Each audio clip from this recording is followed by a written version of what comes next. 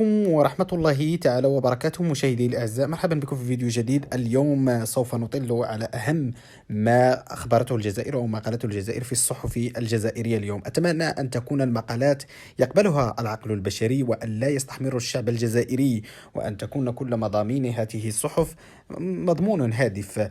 ننتقل إلى صحيفة الشروق: مشاجرة بين المصلين بسبب عبث الأطفال في المساجد.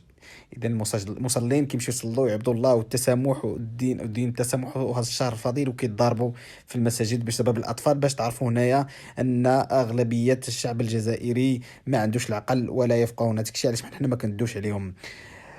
صورة من ولاية المديا: البصل بالتيكي وزيد بالتيكي تاع التفاح، دايرين تيكي ديال التفاح في البصله. هذا راه لا يتقبله العقل.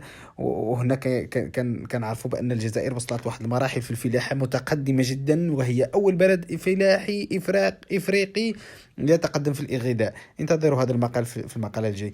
الصوره: نجوم الخضر والمدرب المنتخب الوطني يزورون المرضى بمركز الاستشفائي الجامعي بباب الوادي في هذا الشهر. نعم، هي بادرة طيبة، نعم، ولكن ألا تتذكرون شيئا؟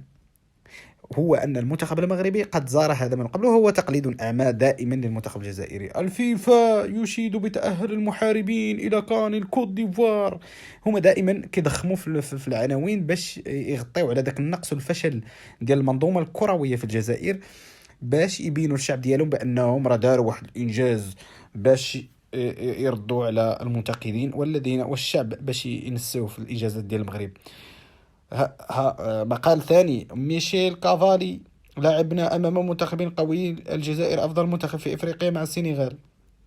الجزائر أفضل منتخب في السنغال في إفريقيا مع السنغال. هذا لا يتقبله العقل. المغرب هو رابع بطل العالم ولم نذكر هذا نحن ولا نتبجح. سيارة كهربائية: الجزائر مؤهلة الأولى. ما تنعرف أنا الجزائر شنو كتصنع؟ هي لا تنفخ حتى الهواء في الإطار كما قالها رئيسهم تبون. من أين لهم السيارات الكهربائية؟ هم يلا دخلوا فياط ديال الدريات عندنا في المغرب.